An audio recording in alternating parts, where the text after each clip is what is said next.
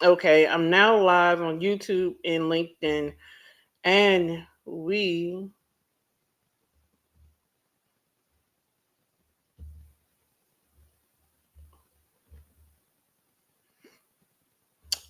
live. How are you doing, everybody? Okay, we're live. Whoo! The other program doesn't like my browser, and I didn't have time to be flip flopping all over the place. Yes,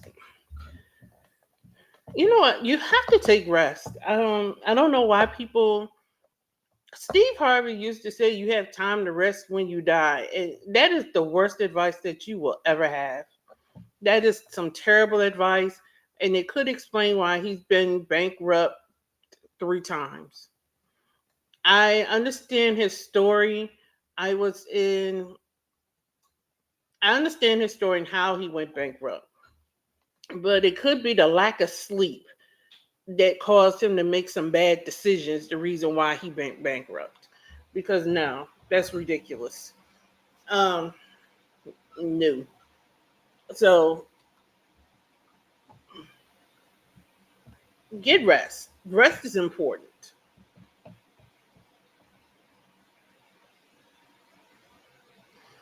Yeah. Some of this information that y'all, I'm gonna say this and then I'm gonna get into my regular content. Some of this information that you're hearing from people out here, celebrity, motivational speakers, you really have to filter it with some heavy, heavy discernment. Because I'm here to tell you, they will have you doing some of the wildest stuff, and it does not make sense. Hustle culture has led to burnout. Hustle culture has led to failed businesses. Culture, all that stuff, no. Mm-mm. And a lot of these people acting as though that they are millionaires, ask yourself the question, even if they are millionaires, do you want to make your millions the way they made it? And common sense is not common. My father used to say that, and the older I got, I understand better what he meant when he said it. It isn't common. Who in the world wants to work 16-hour days every day if you have a choice? That is somebody who doesn't have good sense. I'm gonna just put it out there. Doesn't have good sense. Success leaves clues, and you're supposed to pick up on those clues.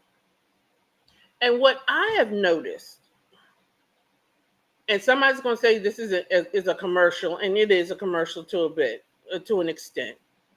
What I have noticed is every person who has scaled and taken their business to the next level, has had a coach and a mentor. Every last one of them. And even he had to admit he got his business together after his team invested made the investment for him to work with Lisa Nichols. And he only took it seriously after he found out how much they paid for him to invest with her. When he found out how much his team paid for him to work with Lisa Nichols, he paid attention. He has kidney failures and can't enjoy his life. You work smarter, not harder. But that is because those of us who come from a middle class background, we're taught that. We're taught that we have to work that way. And I'm gonna go here. Those of us who come from a religious background, we grew up in the church. We're taught incorrectly that those of us who labor long have to labor hard. And that is not biblical at all. That is nowhere in the Bible. We are incorrectly taught biblical principles by people. Some of them don't mean well, and some of them do. And then it affects us when we go into business, because we take those bad principles, we take those bad teachings into our business, and then we wonder why our businesses don't flourish. And somebody's going to say, what does this have to do with business and contracting? I'm telling you, if you take incorrect teachings and apply them into your business can't flourish. Who wants to work 12, 16-hour days?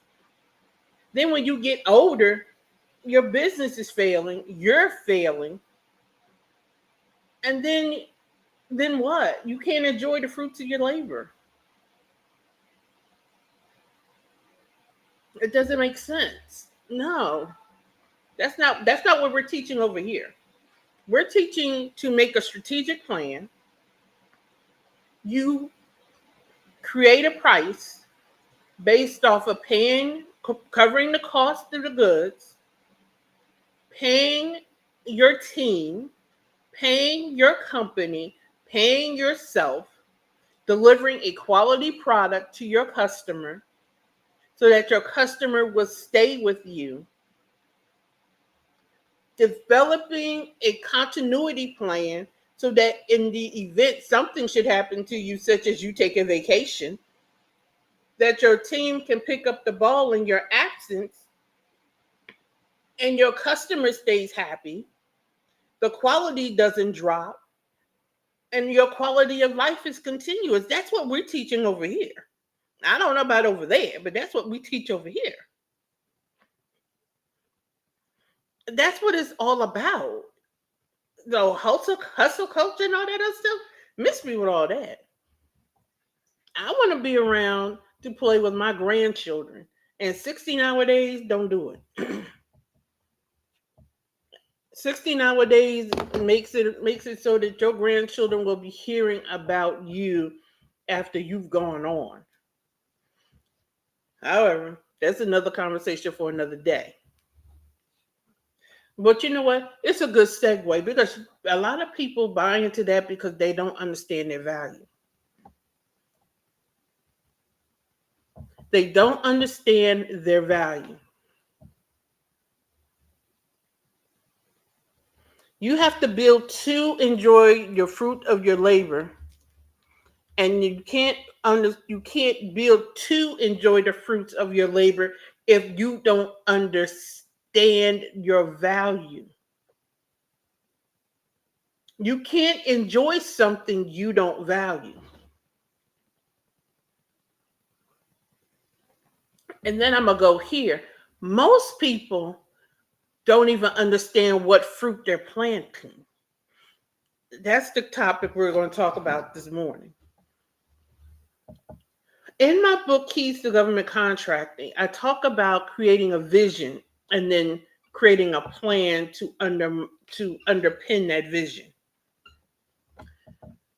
Because people confuse vision and plan. They're not the same thing. The vision is what made you say, I want to start a business. The plan is what takes the vision and gives it some footing. It gives it the foundation. It gives it that thing that says, take root. And most people don't even know what they're building. Do you want apples? Do you want oranges? Do you want bananas? What are you doing? You have a vision to sit on a back porch on a swing with grandkids, but how did you get there? You want to be a professional speaker one day, but what are you speaking about and on what stages? I want to be a book writer. My daughter is writing a book right now. She's 12. I am helping her write that book. That book may get published next year. That book may not get published until she's 18. She has a vision, and we're working on the structure for the vision. You get where I'm saying? Most people have vague notions that they're calling structure. They keep talking about their laboring And then they want to say it's somebody else's fault that they're not reaping a harvest. But are you planting anything?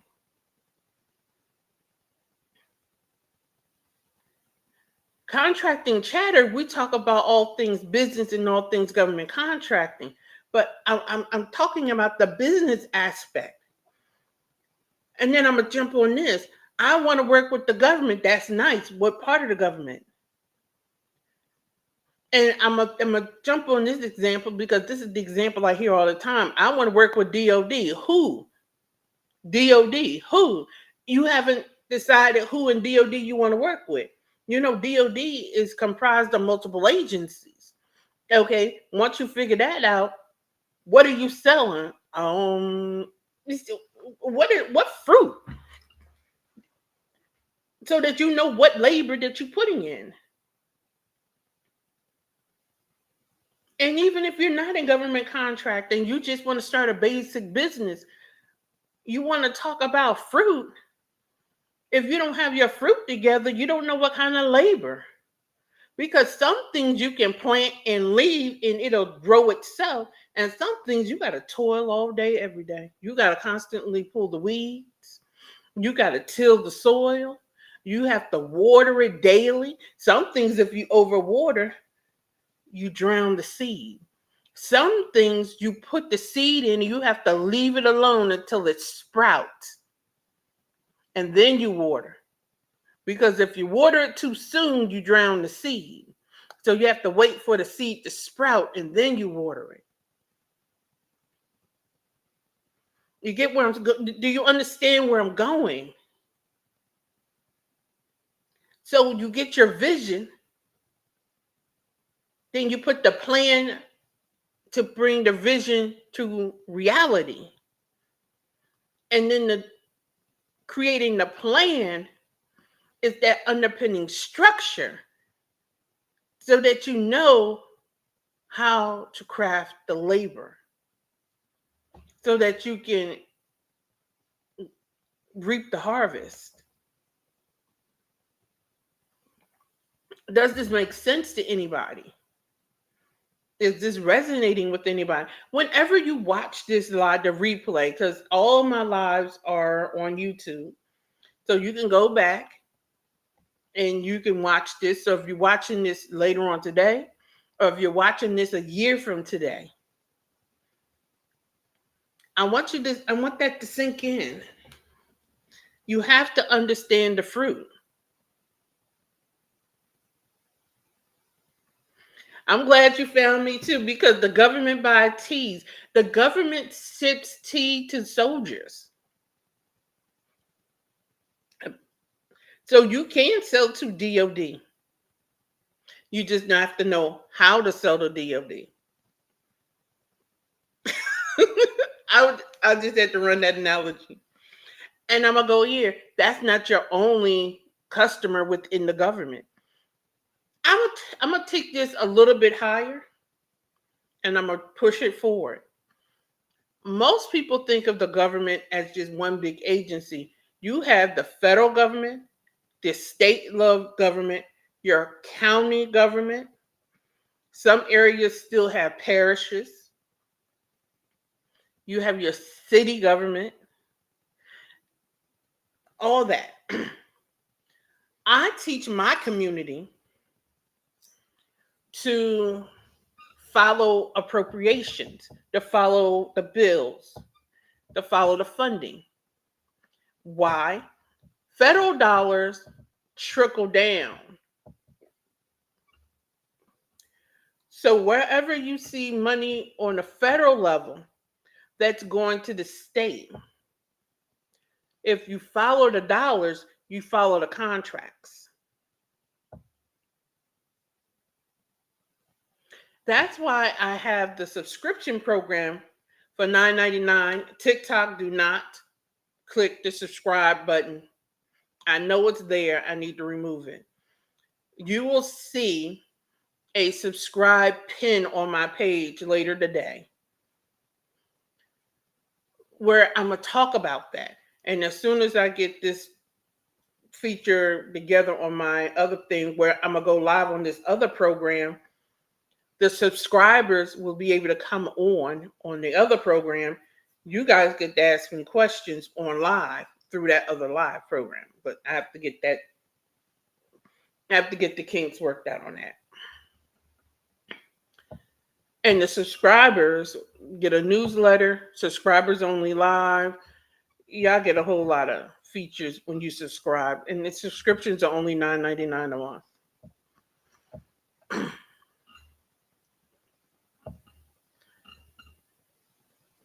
But when you follow the appropriation dollars, some stay on the federal level, some trickle down to the states. When you follow the dollars, you follow the contracts. Now I'm gonna go here. It works in reverse too. Virginia just released this training initiative with the police where they're integrating training with AI that is being backed by federal dollars. So it's part state money, part federal dollars. Well, if Virginia has it, other states have it. You will not see it in other states with the same name necessarily, but you will see the same effort. So what you need to do is look at it. Now, you don't want to work with the state of Virginia. That's fine. Look at the RFP. Find out where the funding is coming from. Go to your state or the state you want to work with. Better yet, go to that RFP. Find out who's funding it. Go to the federal level and find out where they're sending the funding at. Go to the state you do want to work with and find out where they're that find out that go to that state department where they're funding it and find where that RFP is at. That's how you do this thing. I hope you got what I just said. That was multiple steps, but I hope you got what I just said. That's how you do it. That's how you do government contracting. And I'm also say this. This is the difference between listening to somebody who knows government contracting and those people who are pretending. There's more than government contracting than writing a proposal. The proposal piece is fine. I'm not telling you it's not important. We went over the stages of government contracting last week and the week before. And you have a responsibility in those stages. I have a whole ebook that tells you the stages and what your responsibilities are in each stage. It's $5 for that ebook. Another pin coming that will tell you how you can buy that ebook.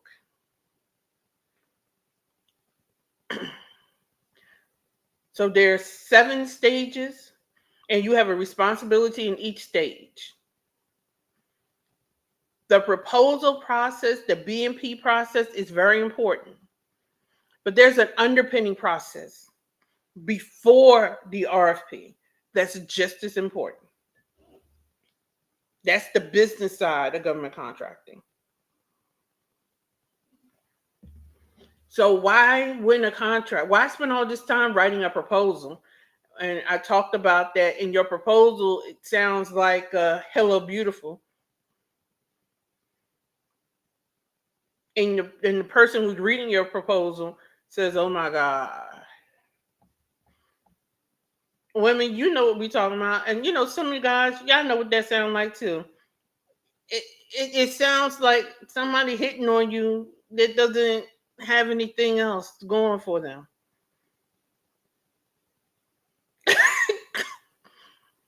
It sounds like why in the world should I read this further? And that's what some of these proposals sound like. It sounds like a DM from somebody, some random stranger that sounds like a hello beautiful. I'm going to start today because people need to hear the truth. Low-hanging fruit season starts July 1st. And people need to hear the truth. Oh, you need a team. And I'm going to go here. As a part of that team, You need somebody to do a compliance review. That's not on the team. The compliance review ensures that you answered the mail. The compliance review takes the RFP and your proposal and says, this is what the requirement is. Did you say it? No, you didn't. That is why if you found an RFP Tuesday and it's due Thursday, you may not want to answer it. Now, transparency moment. I'm the crazy person who will answer something sometimes. I'm crazy. I'll find it on a Tuesday and it's due Thursday. I'm crazy like that. But I have my bid rates together. I have my labor categories together. I have all that stuff together.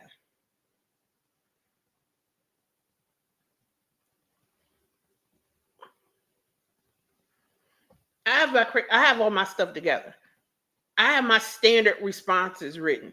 And if somebody tells you templates, I'm gonna tell you, templates usually guarantees you're non-compliant because you get lazy with templates. I'll share a story with you another day. You know what? I don't have nothing else to do. Let me tell you how templates cost me $1 million.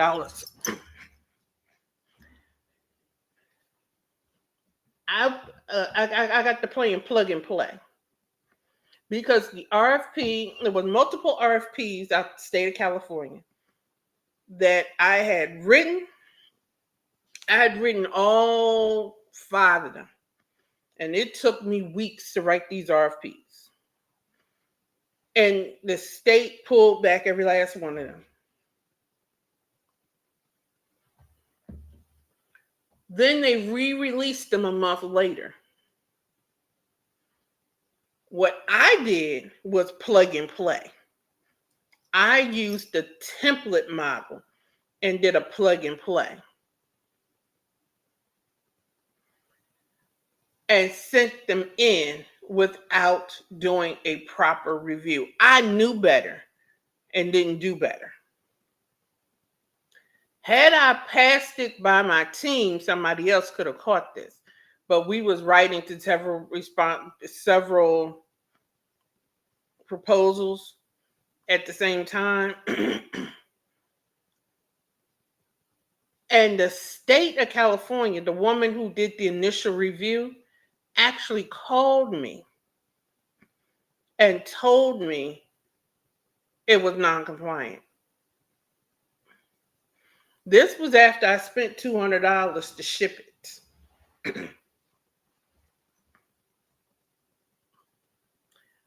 I was like, I was crushed, first of all. Now, I could have stayed up all night long to sit down and bump it up to make it, to rewrite it, to spend another $200 to do an immediate overnight to get it in on time. For all 5 or 7.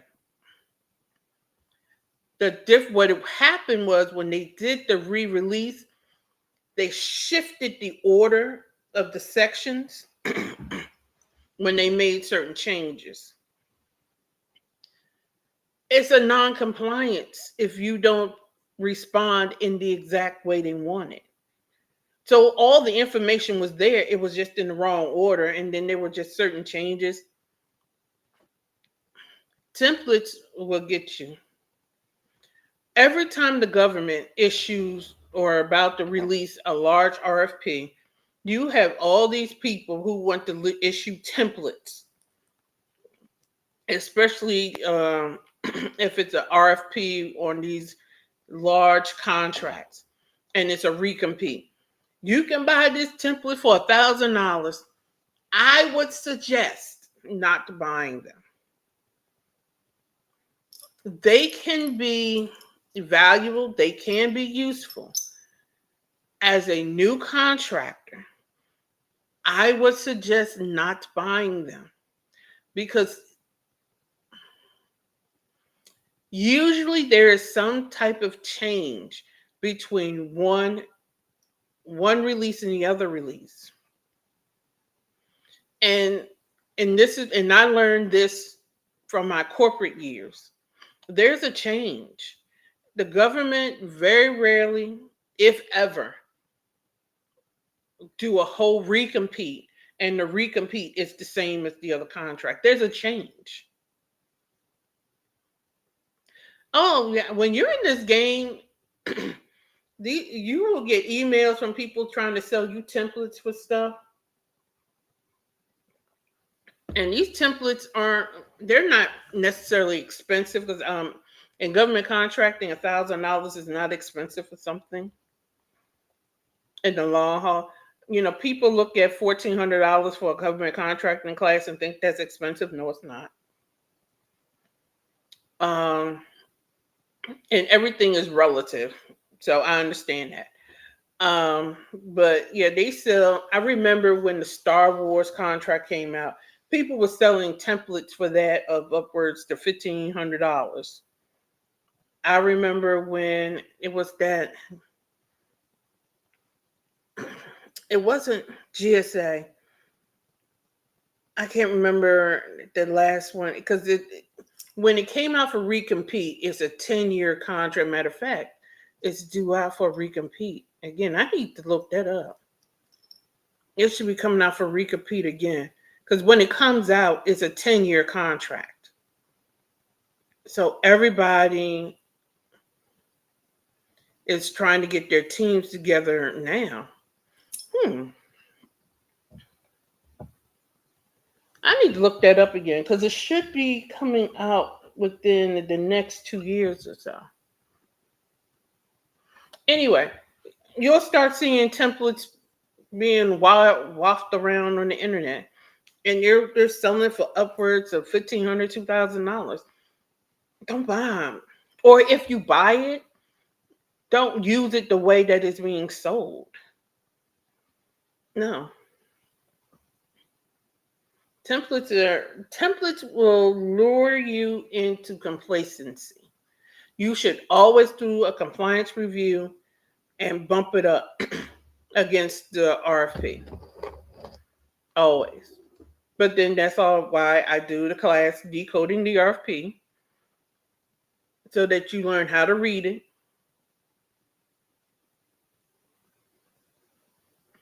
That's why my talk on Saturday is how I did a master class on how government contracting can change your life. It can change your business. And I'm gonna go here. A lot of new contractors don't want to bid on those large contracts. If you set up a right team and get the right subcontractors, or you get together with another company and form a joint venture, you can bid on a 10-year contract and make good money because those 10-year contracts are like 10, $20 million contracts. Those are game changers if you do it right. If you do it right. But they're not contracts you go into without a consultant to help you do it, without a legal team to help you form the joint venture. You have to do it right. Because I'm going to tell you, it make those 10-year contracts, it'll make or break you. And I'll even go here. If you decide you don't want to bid as prime, getting a subcontract on a 10-year contract is a big deal. But you still need to know how to position yourself. You still need to know how to position yourself. That's why I do the contractor intensive every year in September, so that you know how to position yourself. You have to know how. Are you positioning yourself as a valued partner? Or are you positioning yourself as though you're hitting somebody up in the DM with a hello, beautiful? And I'm just saying. You have to make it make sense. And I'm going to say this, and I'm going to end the live, and I may talk about it tomorrow. If you follow me for any length of time, you have heard me say this before. Certifications are garbage. Certifications are garbage. There's only one certification that you need, and it's the 8A. You can develop a multi-million-dollar business and never be certified. Certifications is so somebody else can check a box. If your business systems are not together, that certification is a waste of time. So if you think you're going to come into government contracting and all you got to say is I'm certified, they don't care. Leading with I'm a certified company is the same thing as saying I'm a whipped cream cake.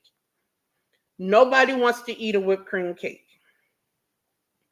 What you should say is I am a construction company who offers services such as blah, blah, blah, blah, blah, fill in the blank, who just so happens to be a certified minority owned, women owned, whatever company. Now you positioned yourself as a double fudge chocolate cake with whipped cream icing. You get the difference? If you want to go for the certifications, fine. I'm not telling you not to. But do you know how many people I've talked to who spend all this time getting certified and have not one accounting system and not one policy and procedure, not one chart of account, none of that stuff? Now, what company do you want to work with? The whipped cream cake or the double fudge chocolate cake with whipped cream icing?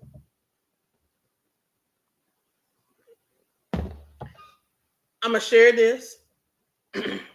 When I was in corporate, I used to, and I worked for one of the biggest. Matter of fact, last time I checked, they were in the top 5 government contractors. I heard program managers and project managers talk about how they hated working with small businesses because they didn't have their stuff together and thought the prime was supposed to run their business because they never learned how to run their business. They were so busy getting certified, they never learned how to run their business.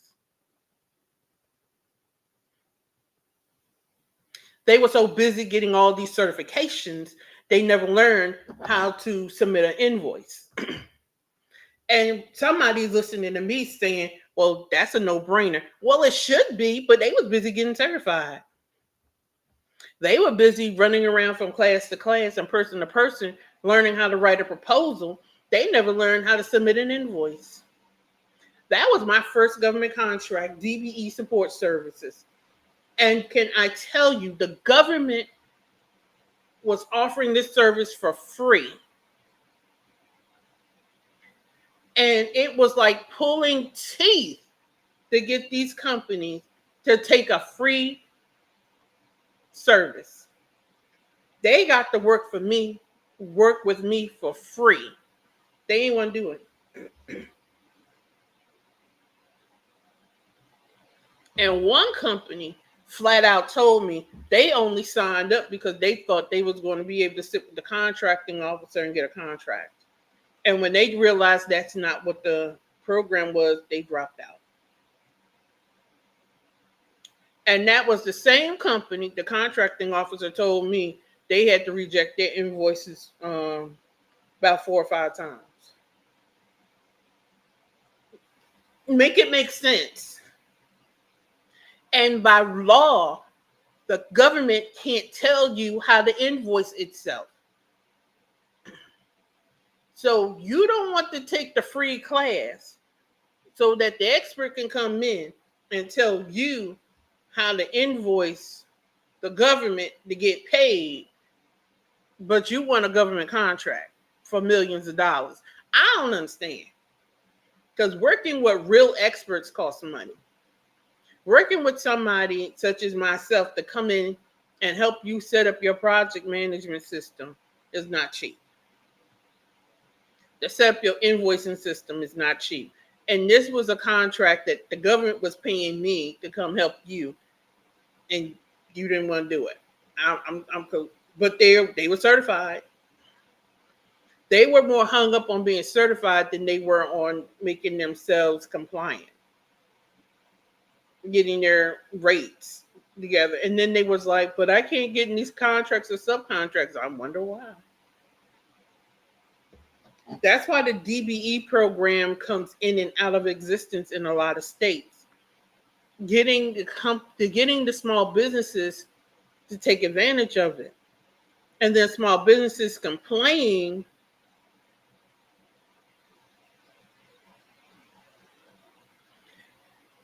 Last time I checked, Indiana did not have it, but that was a while ago. So check to see if Indiana have it. Um, Good morning, Lady Jet. Um, I haven't checked in a couple of years, so I'm gonna backtrack. Every state Department of Transportation offers that it offers that service. So you will go to the DOT website in your state. They are the ones that would have that training if they have it. If it's not on DOT's website, then your state doesn't have it because it's specifically through the Department of Transportation, and it's through the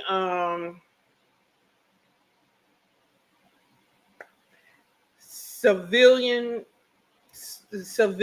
department, Department of Transportation, because they're the ones who issue the DBE certification. I have a whole training. I need to pull that training out in DBE, MBE, because that training went away because nobody was taking advantage of it. That's why states, it comes in and goes out, it comes in and goes. Because even here in North Carolina, they offer the certification. Because I bid on the training portion to offer the training. People don't take advantage of it. The businesses do not take advantage of it. And the ones who do, getting them to do the work. I'm going to put this out here. People don't value free. Anything that they don't put their money behind, people don't value. And this program is not cheap. And even though when I did this program, I was through the state of Delaware, I was a consultant, and they bid it as firm fixed price. It still isn't a cheap program. And I wasn't the only only consultant on that program, that contract. It wasn't a cheap program. So you have businesses who are not taking advantage of it. So it's like when they do at the end of the year, when they do the synopsis, and even then, every month we have to say this business showed up, they didn't show up. These are the meetings we have. This was the goals that we set up. Did they turn into work? No. So that's what happens. And unfortunately, people don't value free. So that level of support for free, I mean, it was like business planning. It was, accounting. That level of support for free. Now, I offer that service through my business. I'm looking for a sponsor so that I can offer it at a discount to a certain number of businesses. But that was $20,000, $30,000 worth of work that you was getting for free. People pay attention when their money is on the line. I'm going to go back to that Steve Harvey analysis. I was in a conference and he was talking about it. His team signed him up to work with Lisa Nichols. When he found out how much his team paid for him to work with Lisa Nichols, he sat up and he paid attention. That was what he said. Especially when he found out the check cleared already.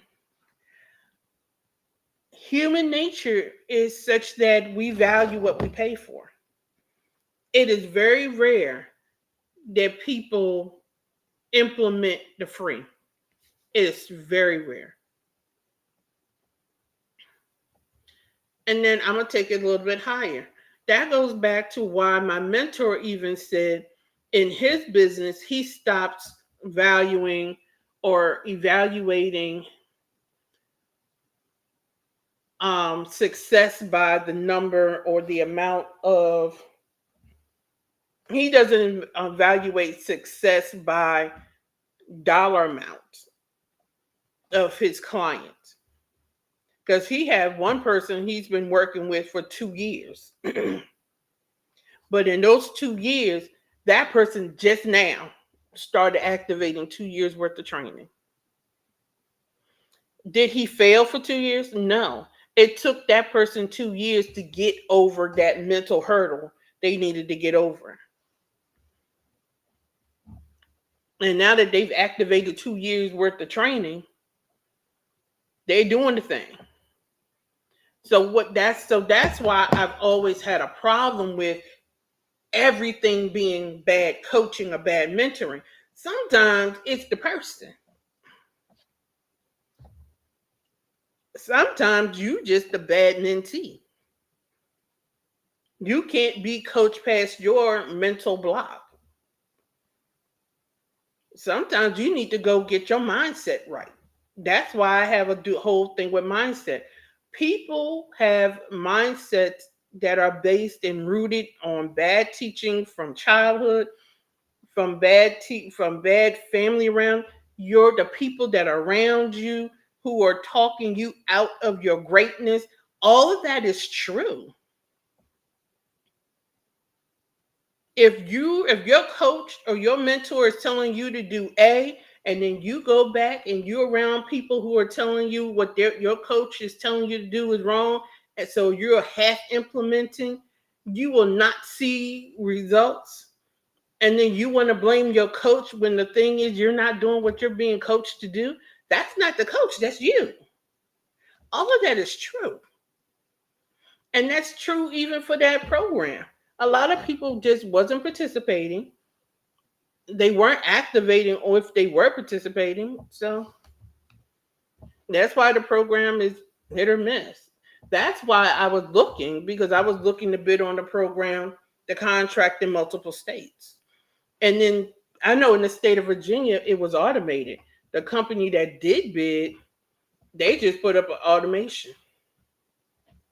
You just log in and it's DIY.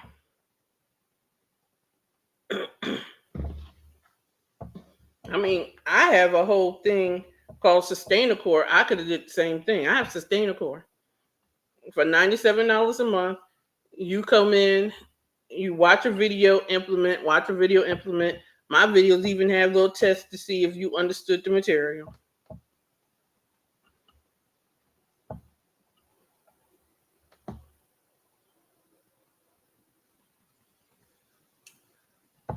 But I've gone over time this morning. I mean, it's a great conversation we're having. So, yeah, get your business together. Most contracts, and this is another piece to the puzzle, a lot of contracts, especially if you're working for Department of Transportation, has something called desk or audits. So you can win the contract and lose the award. They have desk audits. In the desk audit, they ask you for certain policies. They ask you for your chart of accounts, and they ask you for certain other things. If you don't pass the desk audit, you lose the award and they go to the next person on the list. My YouTube channel is LT&A Consulting Group. If you go to my page, it's actually linked, but it's LT&A Consulting Group. Um, so if you don't pass the desk audit, you lose the contract. And the desk audit is to ensure the proposal shows capability. The desk audit shows capacity and compliance.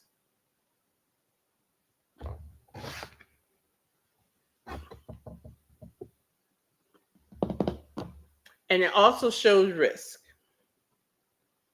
So if you don't have your systems together, if you don't have policies and procedures, mm-mm. And if you need help getting any of those things together, I suggest you book an appointment. I do not do free consultations. If you need help getting any of that stuff together, go to my booking link, ltacg.as.me. We can have a consultation to see what you need to do. If you just need to figure out what to do, book a consultation. We can get that together. I will send you after the consultation an action sheet so you can even just figure out what you need to do. And with that,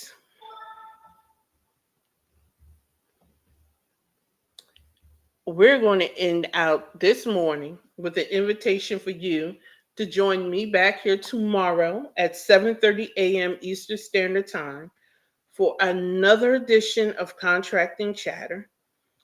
Be on the lookout for the pin post about the subscription service. You know what? On my post is about contracting and business. That is Contracting and Business Week, which is July 7th through the 12th. That Saturday, I'm doing a master class, which is for VIP only. So if you upgrade to VIP, which is $97, you get the Q&A each day, plus the bonus master class, access to the recordings afterwards. And I'm working on another treat for the VIPers. So you want to do that. Other than that, Contracting and Business is a free resource. I'm only streaming that to my YouTube channel and my private Facebook group. So you want to register so that you can get the link to YouTube and the Facebook group. Be in community. Contracting and Business Week is July 8th through the 12th. Be on the lookout for the subscribers pin. And other than that, I will see you tomorrow morning at 7:30 a.m. Eastern Standard Time. I'm Luciana Turner, your host for Contracting Chatter.